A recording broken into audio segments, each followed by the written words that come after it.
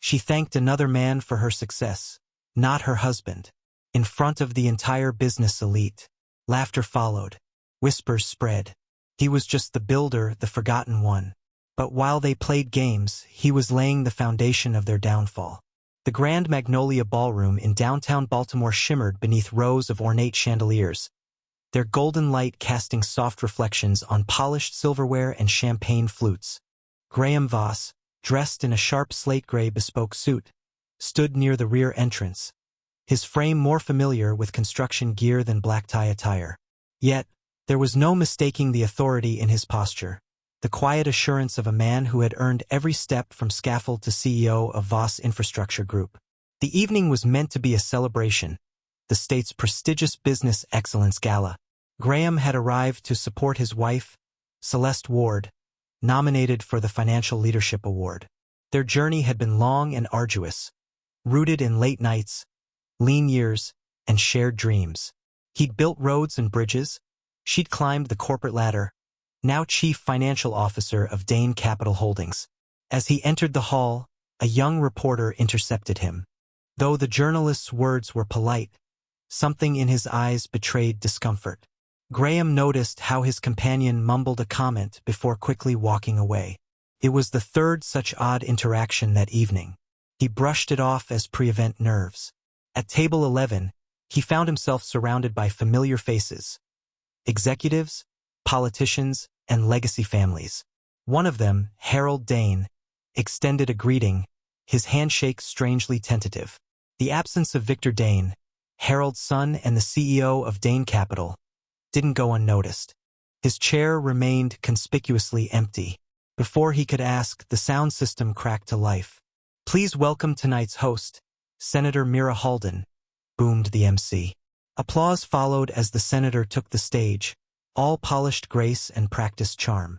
"Tonight, we honor the individuals transforming the economic landscape of Maryland," Mira began. "Our next award celebrates a woman who has redefined modern corporate finance." Graham felt a quiet swell of pride. Celeste had always been brilliant, calculated, driven, magnetic in her ambition. Their relationship, born in student debt and cheap takeout, had matured into a union of business synergy and shared ambition. Now, she stood on the precipice of recognition that was long overdue. The Financial Leadership Award goes to Celeste Ward, Chief Financial Officer of Dane Capital Holdings. Applause thundered. Graham turned to watch her rise, but not from their table. She emerged from table 4, 2 rows ahead. That detail stuck oddly in his mind. Her crimson evening gown shimmered as she crossed the stage with practiced poise. She accepted the award and adjusted the microphone. Her voice was strong, smooth, almost too rehearsed. "This honor reflects not just my own work," she began, "but the tireless innovation of the entire Dane Capital team." Graham nodded faintly, reminded of the countless evenings they'd spent strategizing over spreadsheets and budget forecasts.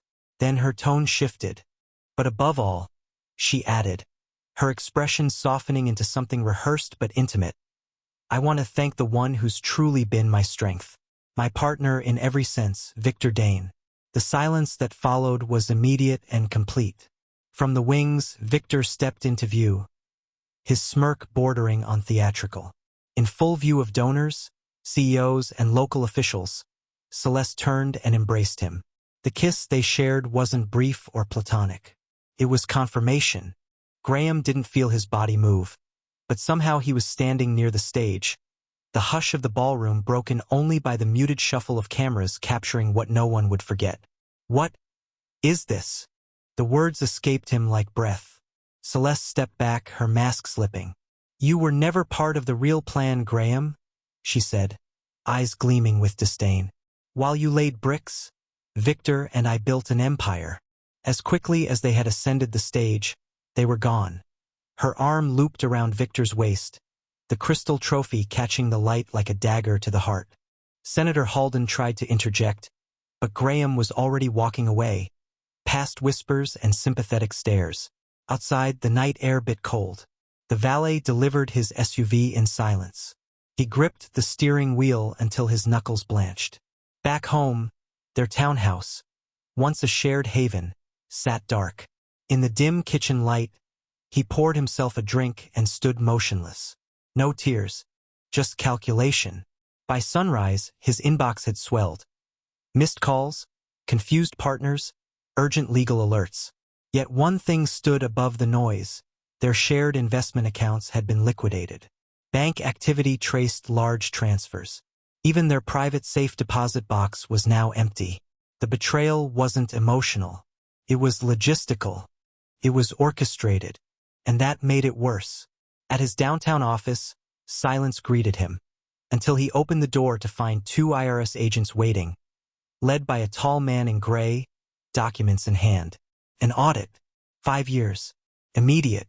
Talia Noor, his executive assistant, stood nearby, unable to meet his eyes. He said nothing, only nodded, took the folder, walked to his desk. Moments later, the door burst open.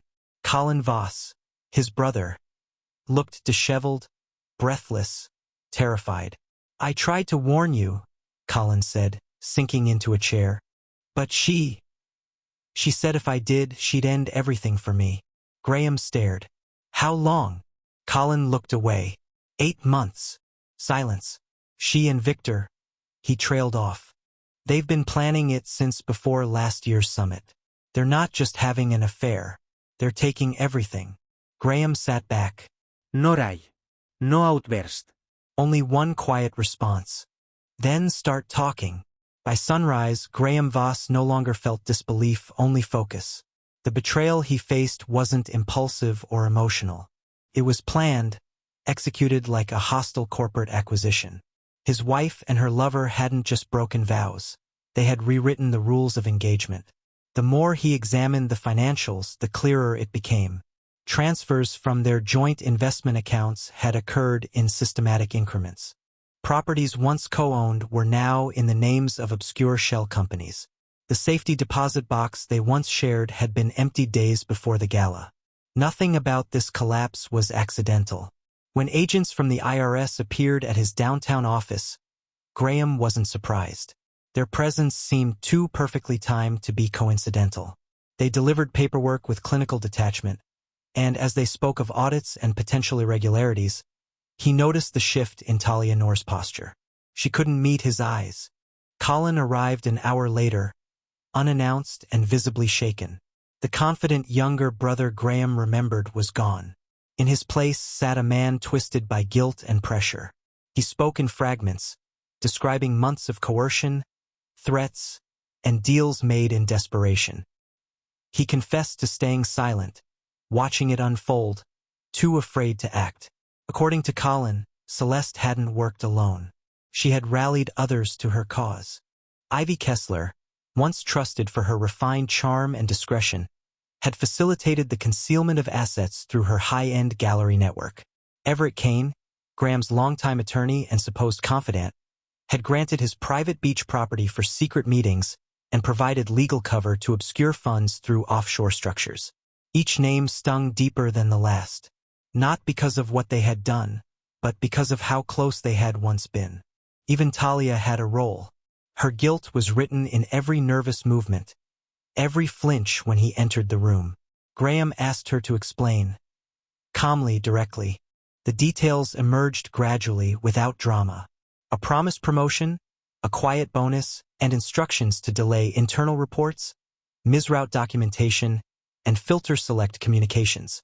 It had started small, but it grew as all corruption does. He listened without interruption. When she finished, he handed her a blank statement form and a pen. She understood.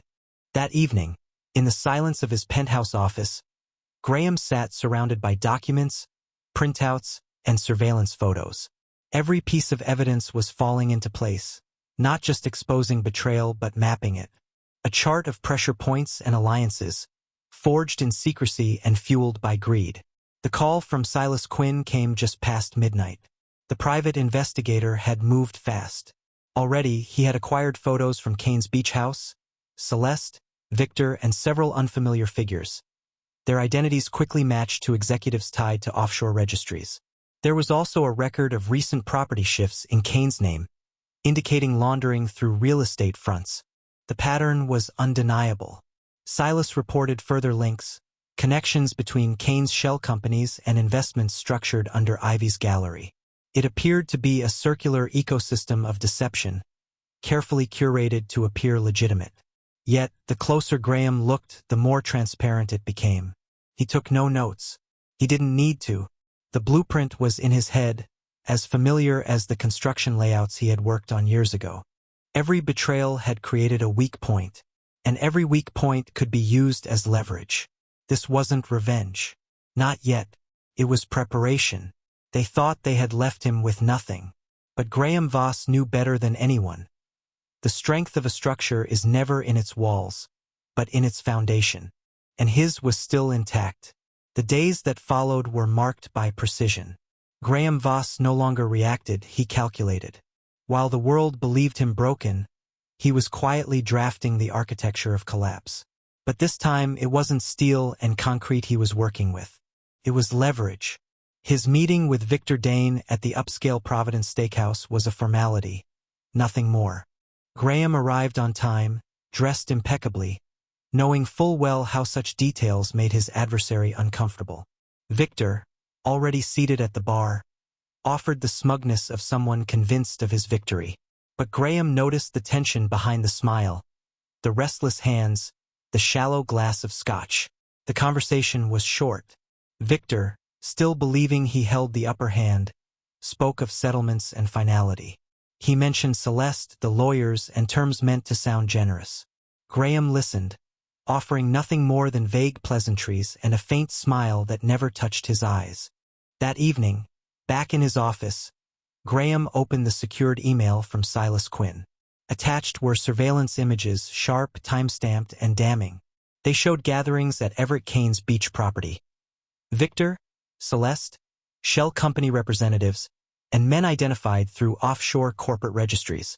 Each photo was a blueprint, each transaction a signature on their unraveling. The documents were sorted, duplicated, and stored across encrypted drives. The physical evidence, bank statements, wire transfers, recorded phone calls, was organized like building permits. Graham worked methodically, stopping only to sleep in short intervals, sustained by clarity and cold purpose. He didn't seek public confrontation. There were no angry outbursts, no media statements, just silence. And in that silence, he became more dangerous than they had ever imagined. At Voss Infrastructure, his trusted team held firm. Declan Hart, his longtime project manager, quietly reported that safety inspections were becoming unusually frequent. 3 in 1 week. Complaints, anonymous and vague, had triggered surprise audits. OSHA agents appeared at construction sites without notice. Licensing boards requested updated compliance documents. Suppliers were hesitant. Clients were calling with concerns. But nothing stuck. Graham had spent years ensuring every project site exceeded standard regulations. What was intended to damage his company became a showcase of its strength. Declan stood by his side, recording every surprise inspection, documenting every attempt to destabilize operations. Even when offered a large sum to intentionally delay a project, an offer clearly tied to Victor's interests, he declined, recording the conversation and handing it over to Graham without hesitation. Loyalty, Graham understood, was rare, but it was invaluable. Elsewhere in the city, Ivy Kessler tried to manage the growing fallout. Her gallery, once a social landmark, had begun drawing the attention of financial regulators. À surprise audit uncovered discrepancy unexplained à acquisition, irregular international transfer. She arranged a private dinner with Graham, selecting a quiet booth at the same restaurant where Victor once gloated. She tried to reason, tried to appeal to family ties and pragmatic compromise. But Graham brought files, proof of her involvement, copies of gallery invoices routed through fake holding companies, records of art sales masking asset movement. He didn't raise his voice. He simply slid the folder across the table, then adjusted his cufflinks as she stared at the documents, hands shaking. From that moment, her silence was ensured. At home, the damage continued to echo.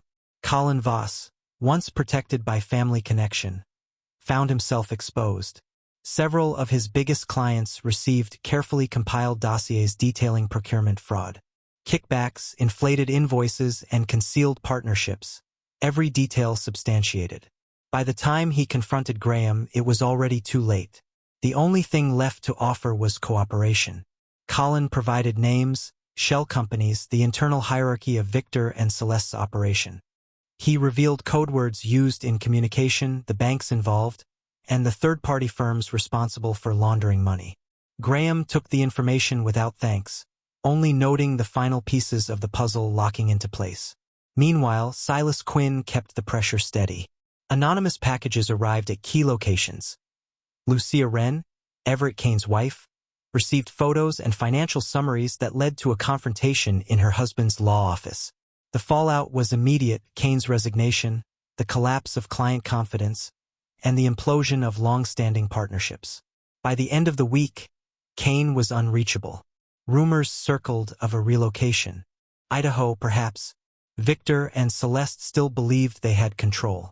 The legal filings they prepared were filled with confidence, timed carefully around their upcoming investor conference. But Graham was already 3 steps ahead. He had begun acquiring debt quietly, methodically, from the shell companies that kept their empire afloat. His name never appeared on paper. Instead, it was a series of silent purchases through intermediaries. By the time the last deal was complete, he held the keys to their illusion of stability. They had thought him defeated.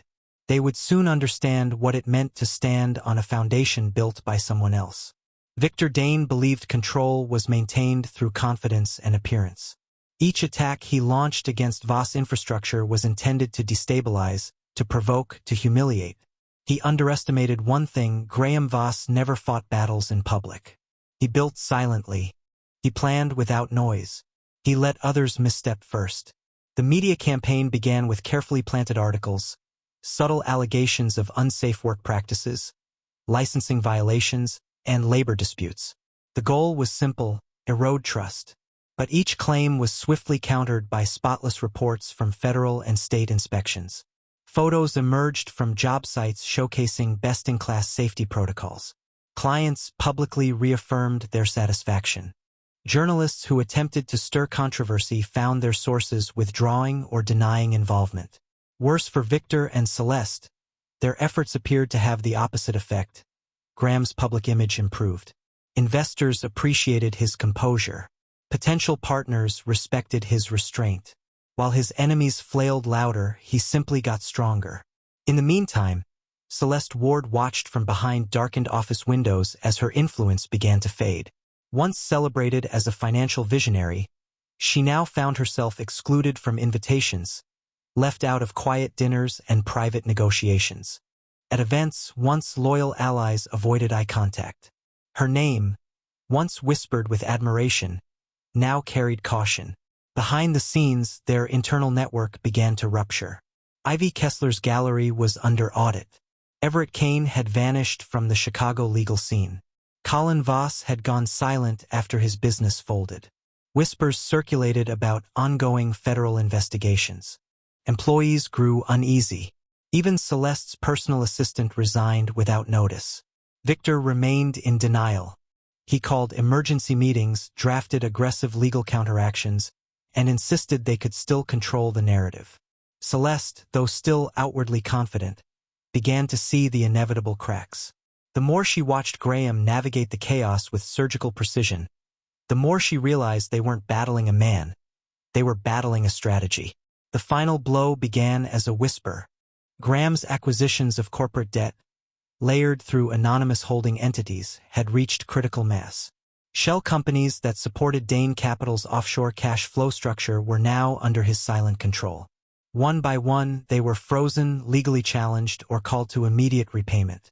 When Victor began preparing for their annual investor conference, he still envisioned a triumphant return to confidence.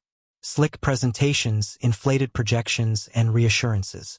What he didn't anticipate was the precise coordination that unfolded the moment he stepped on stage. As he launched into his address, screens in the conference room suddenly shifted. Flowcharts appeared, detailing the shell network that sustained their fraudulent empire. Arrows pointed to forged documentation, asset redirection, and offshore laundering. Faces in the audience turned to one another in disbelief. At the back of the room, Graham Voss sat quietly, flanked by legal counsel and silent operatives. At his signal, pre-scheduled legal claims filed into every court system tied to Dane Capital's shell structure. Investors received alerts. Emails flooded inboxes. Phones rang. And then, agents entered the room. Badges were quietly revealed. No spectacle, no arrests in front of cameras. Just precision. Calm chaos. Victor's voice faltered. The illusion crumbled. Across the city, Celeste arrived at her office to find federal agents collecting boxes. Her systems were locked, her accounts frozen. In her private suite, she found Graham waiting, not as a vindictive ex, but as a final mirror. One she could no longer escape.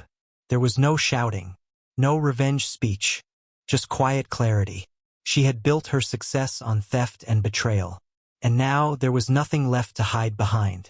That same afternoon, an emergency board meeting was held. Furious shareholders demanded answers.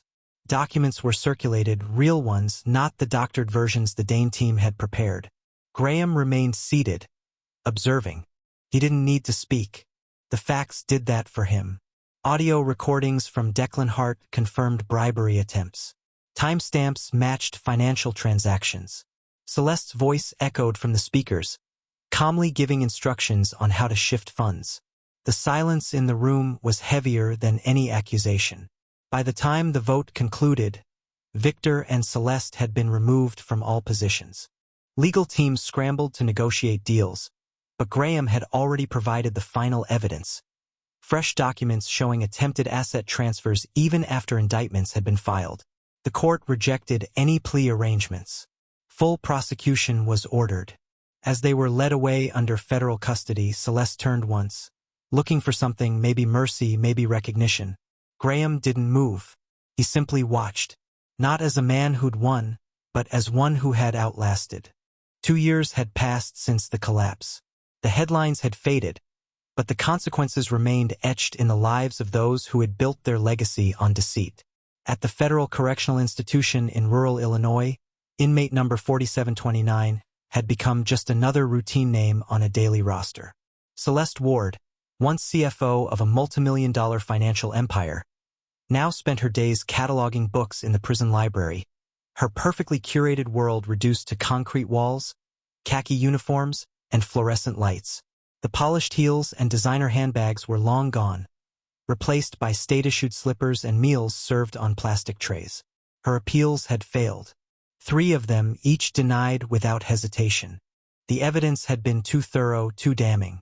Embezzlement, corporate fraud, laundering, asset concealment, even attempted manipulation post-arrest had been documented by Graham Voss's relentless strategy. The court had offered no leniency.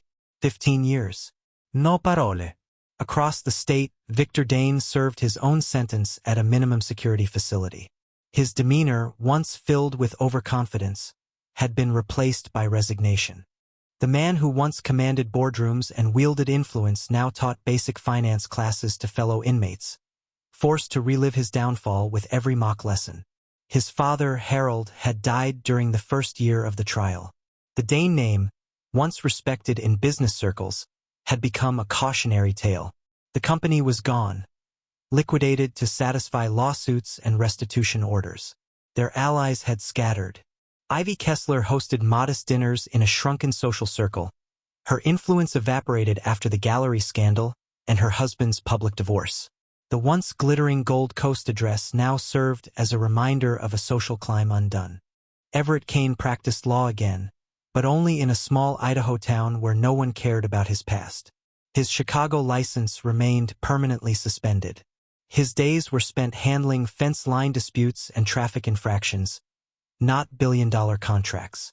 His marriage to Lucia Wren had not survived the scandal.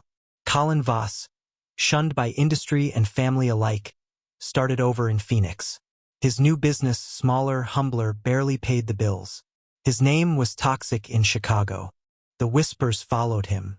The shame settled in like dust on everything he touched. But Graham Voss moved forward. From his office atop the new headquarters of Voss Infrastructure, Built on the site that once housed Dane Capital's tower, he could see the skyline transform. His company had expanded across 5 states, awarded major public infrastructure contracts after the scandal forced the city to reevaluate what integrity looked like. He never spoke to the press, never wrote a memoir, never gave interviews. He didn't need to. Others told the story for him. Talia Noor, now director of project management, had become the firm's trusted voice. Her decision to choose transparency over bribery had earned her respect and a future. She often spoke at universities, warning young professionals about the cost of compromised ethics. When asked about her former employer, she offered only one phrase: "Justice is quieter than revenge, but it lasts longer." Declan Hart had been promoted to Chief Operating Officer. His quiet loyalty during the firm's most difficult days had become the new cultural standard for leadership within the company. He mentored new project managers, reminding them that in construction and life, shortcuts eventually collapse. The Knox Integrity Foundation, funded in part by recovered funds from the Dane scandal, offered scholarships to construction students and support for whistleblowers. It was Graham's only public initiative. He never attended the galas, never made speeches, but the results spoke louder than words. Occasionally, inquiries still came in, producers wanting to adapt the story, journalists hungry for exclusives, publishers begging for book rights. Each time, his answer remained the same: silence. Not from secrecy, but from principle. One framed document hung on his office wall, the program from the business gala where it all began. A reminder not of pain, but of clarity. Where others saw betrayal, Graham saw foundation. A starting point, not an ending. Some said his success was revenge. But that wasn't true. He had simply done what he always did: build. While his enemies collapsed under the weight of their lies, he used their failures as scaffolding. He turned stolen blueprints into a fortress. Their arrogance had handed him every tool he needed. Their betrayal had given him time. And in the end, the city they once ruled now carried his name. Not in lights, but in steel.